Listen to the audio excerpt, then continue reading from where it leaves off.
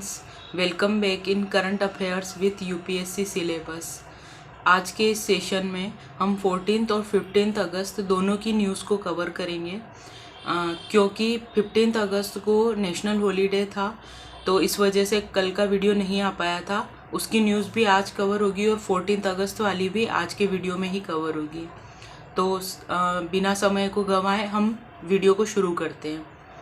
आज के इस वीडियो सेशन में 15 अगस्त और 14 अगस्त जो 14 अगस्त को जो राष्ट्रपति ने देश को संबोधित किया था, उसमें जो हमारे मेंस के पर्पस से जो चीज़ें इम्पोर्टेंट है उनको कैसे हम पिकअप करते हैं और कैसे उनका यूज़ करेंगे उसके बारे में देखेंगे।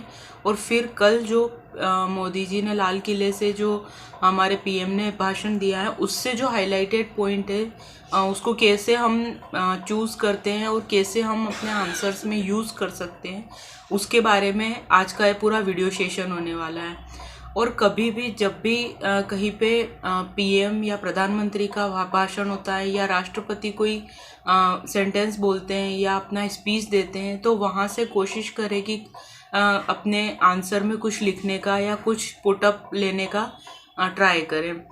तो आज के इस सेशन में सबसे पहले हम 14 अगस्त को जो राष्ट्रपति ने देश के नाम संबोधन दिया था, उससे कुछ बातें पिकअप करने की कोशिश करते हैं। सबसे पहले जो राष्ट्रपति ने जो संबोधन दिया था उसमें महिला सशक्तिकरण पे जोर दिया था। उन्होंने अपनी बात में महिला सशक्तिकरण वर्ड मेंशन किया है। अब ये जो भाषण होते हैं इनमें डिटेलिंग नहीं होती है, तो अगर ये टॉपिक हाईलाइटेड हो गया है महिला सशक्तिकरण, तो आपको इसके बारे में फिर डिटेल में तैयारी करनी है, इसके सारे एस्पेक्ट्स के बारे में। और सेम टॉपिक जो 15 अगस्त को यानी कल जो मोदी जी ने भाषण दिया है उसमें भी हाईलाइटेड था महिला सशक्तिकरण पे। तो ये एक फोकस एरिया हो गया है अब हमारा, जहाँ पे कि हमको मेंस के लिए इसको में अवेयर रहना है कि हम इसके बारे में पूरा इसको कम्प्लीटली इस टॉपिक को कवर करने की कोशिश करें। तो इसमें ज़्यादा डिटेलिंग नहीं करते हुए ये आपके ऊपर है कि अब आप इस टॉपिक को कंप्लीट करें। नेक्स्ट जो उन्होंने बात कही थी अपने उस संबोधन में, उनने कुछ व्यक्तियों का नाम लिया था, तो वो व्यक्तित्व जो हैं वो आपके लिए इम्पोर्टेंट हो जाते हैं, वो चाहे प्री हो या मेंस हो। मेंस में भी डायरेक्टली नहीं तो इनडायरेक्टली उससे क्वेश्चन उसके आसपास फिर पुटअप हो सकता है। जैसे सरोजनी नायडू और आसफ अली, दोनों के बारे में, ये दोनों महिलाओं के बारे में वहाँ पे चर्चा हुई है। तो इनके चाहे स्वतंत्रता आंदोलन में इनकी भूमिका को लेके क्वेश्चन हो सकता है या किसी अदर तरीके से इसके बारे में क्वेश्चन पुटअप हो सकता है। तो आपको अपने जहाँ जहाँ पे भी सरोजनी नायडू और आसफ अली का जिक्र होता है हिस्ट्री में, उनके करंट कॉन्टेक्स्ट में भी, आज के समय में भी क्या चीज़ें हो रही हैं उनके इर्द गिर्द, तो आपको उसको भी ध्यान में अब रखना है। नेक्स्ट उन्होंने अपने संबोधन में जलवायु परिवर्तन के बारे में बात की है। जलवायु परिवर्तन हमेशा एवरग्रीन टॉपिक है और इसको आप हमेशा तैयार करके रखिए, क्योंकि इससे हमेशा क्वेश्चन बनता ही बनता है मेंस में। तो जो जलवायु परिवर्तन है उसके वो एक टॉपिक होलिस्टिक वे में आपको तैयार करना है। और अभी हम जो वीडियो सेशन कंप्लीट करते हैं उनमें भी कहीं ना कहीं जलवायु परिवर्तन से रिलेटेड कोई पॉइंट्स आ ही जाते हैं। तो आपको इस तरीके से इस वीडियो को इस जलवायु परिवर्तन के टॉपिक को कवर करना है। इसमें उन्होंने एक बात मेंशन की थी कि पर्यावरण के हित में स्थानीय, राष्ट्रीय व वैश्विक स्तर पर प्रयास करना अनिवार्य है। अब ये जो लाइन है कि तो आप इसको इस तरीके से यूज़ कर सकते हैं कि जहाँ पे प्रयासों की बात होगी वहाँ पे आपको ये प्रयास लिखने हैं, तो वहाँ पे आप इस तरीके से मेंशन करें कि जिस तरह से राष्ट्रपति ने कहा था कि पर्यावरण के हित में स्थानीय, राष्ट्रीय और वैश्विक स्तर पर प्रयास करना अनिवार्य है। तो वो जो आप लिखते हैं उस सेंटेंस को, उसका वेटेज बहुत बढ़ जाता है। तो ये सब जो बातें थी वो राष्ट्रपति के संबोधन से थी। अब नेक्स्ट हम प्रधानमंत्री ने जो लाल किले से जो भाषण दिया है कल या देश को संबोधित किया है उसके बारे में नेक्स्ट हम बात करते हैं। सबसे पहले उन्होंने बार बार 2047 तक भारत को विकसित राष्ट्र बनाने का संकल्प दोहराया है। तो इसमें हम जो इंडिया का जो एस्पिरेशन वाला पार्ट है कि भारत, ऐसे में अगर कोई टॉपिक आता है कि भारत से रिलेटेड कि उसके भविष्य को लेके कोई क्वेश्चन आता है, या भारत आत्मनिर्भरता की ओर बढ़ रहा है, स्पष्ट कीजिए, आत्मनिर्भरता से रिलेटेड कोई क्वेश्चन आता है, तो इसको आप मेंशन कर सकते हैं, इस लाइन को या इस टारगेट को। इस टारगेट का यूज़ जो है बहुत सारी जगह पे कर सकते हैं, जैसे इकोनॉमिकल डेवलपमेंट में इसका यूज़ किया जा सकता है। आत्मनिर्भरता वाले कॉन्सेप्ट में भारत क्या क्या अचीव कर रहा है या विश्व पटल पे कहाँ जा रहा है, उसमें भी हम इसका यूज़ कर सकते हैं। नेक्स्ट बातें थी जेनेरिक दवाओं को लेके, सस्ती दवाएं जो उपलब्ध करानी है उसके लिए। तो इसमें एक डाटा था कि 25,000 जन औषधि केंद्र खोलने की उन्होंने बात कही है।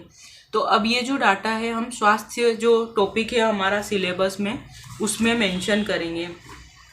हमारा जो स्वास्थ्य का टॉपिक है वो पेपर 3 में, जीएस पेपर 2 में मेंशन है स्वास्थ्य करके, उसमें हम इसको मेंशन कर सकते हैं। और साथ ही पहले भी मैंने बताया था कि यही सेम टॉपिक गरीबी वाले सेक्शन में भी मेंशन होगा, क्योंकि सस्ती दवाएं और स्वास्थ्य दोनों गरीबी और स्वास्थ्य वाले टॉपिक से लिंकअप होगा।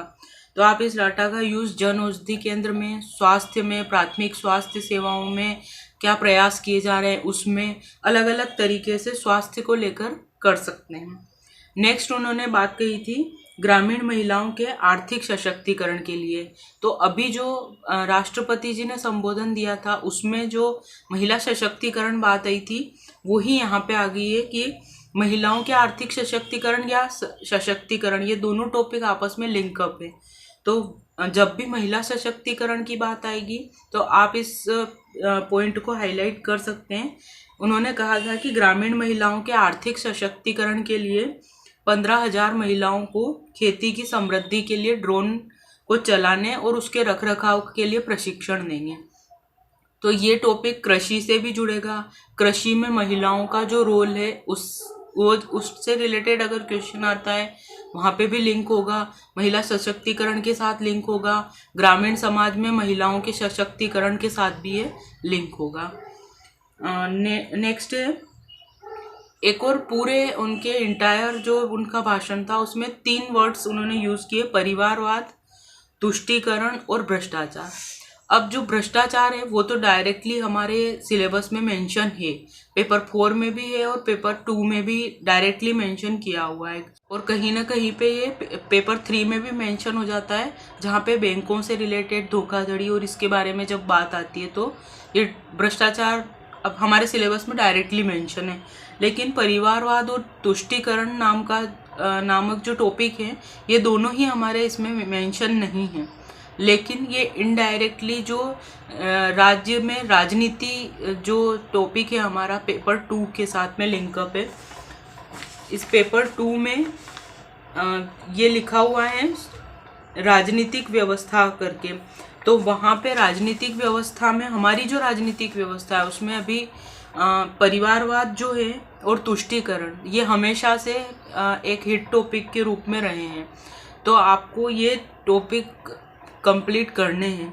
तुष्टीकरण परिवारवाद जो है वो राजनीतिक फ्रेम में पूछा जा सकता है, और इससे भी ज़्यादा इम्पोर्टेंट तुष्टीकरण और भ्रष्टाचार टॉपिक है। तो आपको इसको होलिस्टिक वे में इन तीनों शब्दों के आसपास अपने कुछ पॉइंट्स कंप्लीट करके रखने हैं, या ऐसे के हिसाब से आपको कुछ भी लगता है, या इस भ्रष्टाचार के बारे में तो आप कंटिन्यू पढ़ते ही रहते हैं तो वो तो टॉपिक आपका कवर हो जाएगा। लेकिन परिवारवाद और तुष्टीकरण ये कम इम्पोर्टेंट है, लेकिन हो सकता है कि राजनीतिक एंगल से या इंडियन पॉलिटिक्स में कोई क्वेश्चन फ्रेम करके आपसे पूछा जा सकता है। एक योजना के बारे में उन्होंने मेंशन किया था, विश्वकर्मा योजना। तो ये अब अभी लॉन्च होगी। ये जो है वो जो बढ़ाई है, लोहार हैं और सुथार वगैरह या छोटे जो कर्मचारी हैं जो हैंडमेड आइटम्स बनाते हैं या उस तरीके का वर्क करते हैं, उनके लिए ये योजना लाई जाएगी। तो इसकी डिटेलिंग आपको कंप्लीट करनी है। जब भी इसके बारे में जब भी ये योजना लॉन्च होती है तो आपको इसके बारे में पूरा डिटेल से कवर करना है। इसका यूज़ हम मानव संसाधन के जो विकास हैं उसमें करेंगे। इसको आप ऐसे भी यूज़ कर सकते हैं कि किस तरीके से जो समावेशी विकास है उसको पूरा करने का प्रयास किया जा रहा है, तो वहाँ पे इस योजना का आपको मेंशन करना है।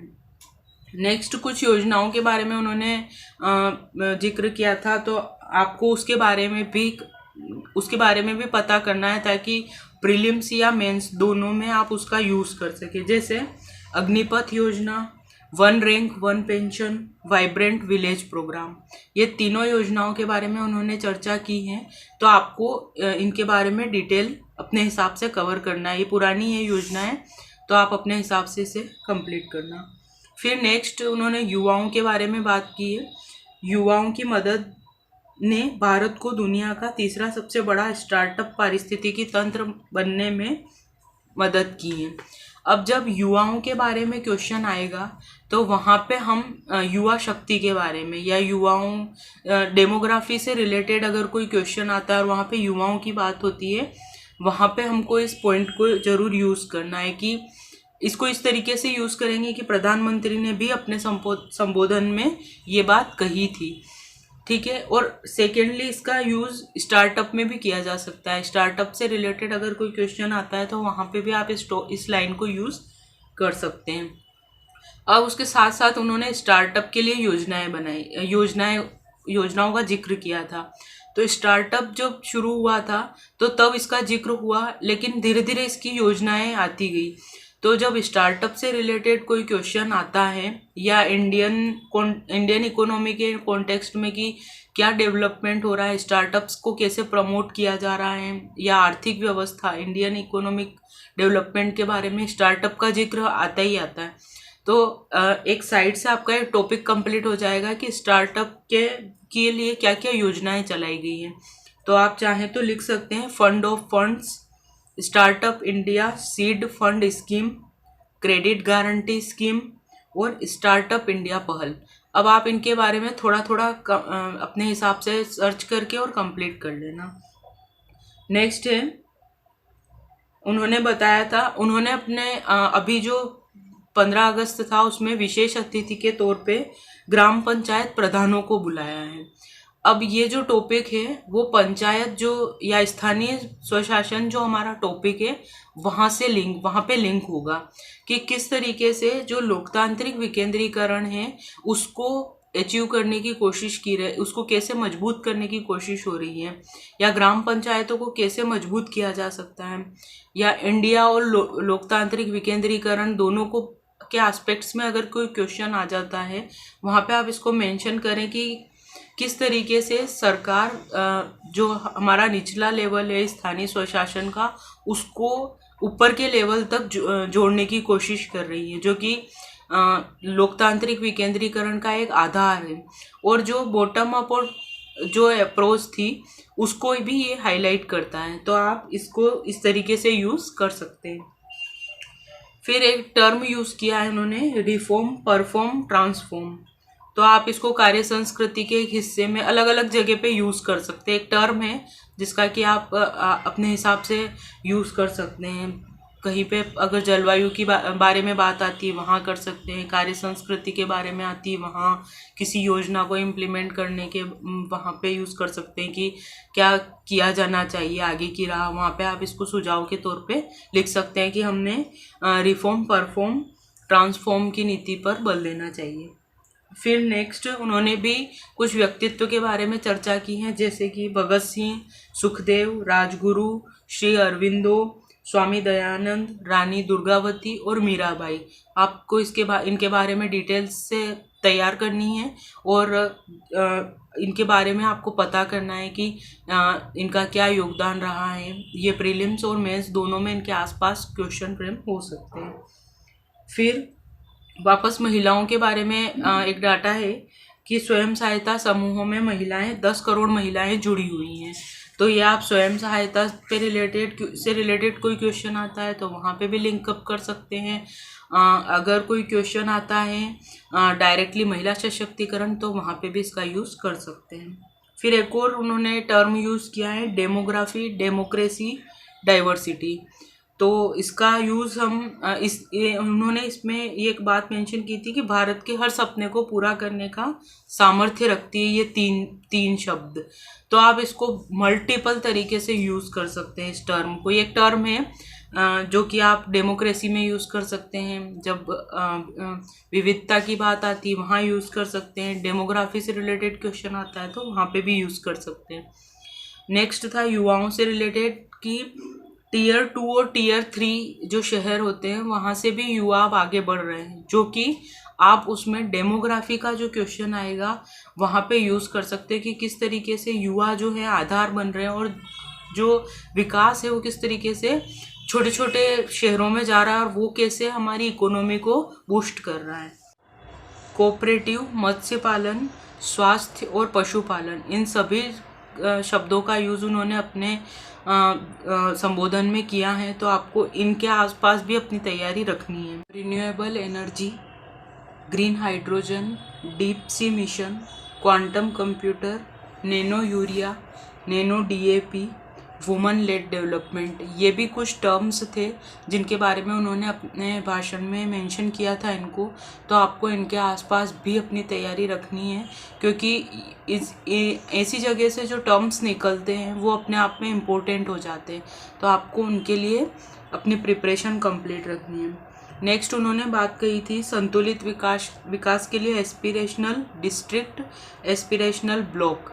तो ये जो टॉपिक है ये समावेशी विकास के साथ जुड़ेगा, जहाँ पे कि हम निचले लेवल से शुरू करते हैं डेवलपमेंट और कैसे उसको स्ट्रॉन्ग करके हम डेवलपमेंट को स्ट्रॉन्ग कर सकते हैं।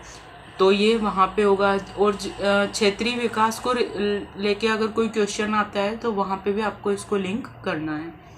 नेक्स्ट है one world, one family, one future, ये एक टर्म था जो उन्होंने यूज़ किया है। तो ये जो वर्ल्ड लेवल पे जब हम बात करेंगे कि किस तरीके से जो इंडिया है वो अपने आप को लीड करता है या कहाँ देखता है, या वर्ल्ड से रिलेटेड कहीं पे भी कुछ भी चुनौती की बात आती है, जैसे कि जलवायु परिवर्तन का सॉल्यूशन दीजिए, तो वहाँ पे आप मेंशन कर सकते हैं कि हमें one world, one family, one future approach को लेके चलना चाहिए। ऐसे ही आपदा प्रबंधन के वैश्विक प्रयास में जाते हैं तो वहाँ मेंशन कर सकते हैं। ऐसे ही जब हम मनी लॉन्ड्रिंग का केस देखते हैं और वहाँ पे अगर हमसे सॉल्यूशन पूछा जाता है वहाँ यूज़ कर सकते हैं।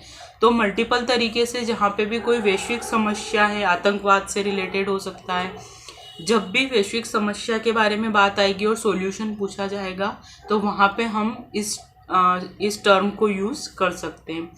तो ये जो सारे एस्पेक्ट्स थे ये कल के प्रधानमंत्री जी के अपने संबोधन और राष्ट्रपति जी के 14 अगस्त के संबोधन से रिलेटेड हैं। आपको इनको किस तरीके से अपनी एग्ज़ाम में यूज़ करना है ये मैंने आपको बता दिया है। आपको कुछ टॉपिक्स हैं जो खुद से तैयार करने हैं, क्योंकि वो टॉपिक बहुत बहुत इम्पोर्टेंट हैं, तो आप उनको स्किप मत करना, थोड़ा टाइम लगेगा और उनको कवर ज़रूर कर लेना, क्योंकि कहीं ना कहीं वो आपके प्री में या मेंस में दिखेंगे आपको। तो आज का सेशन हम ख़त्म करते हैं। आई होप आपको ये वीडियो पसंद आया होगा और आपके लिए यूज़फुल लगा होगा। Thank you so much for watching. और हाँ, प्लीज़ सब्सक्राइब दिस चैनल ताकि आपको नेक्स्ट वीडियो जब भी अपलोड होता है उसका नोटिफिकेशन मिल सके। Thank you.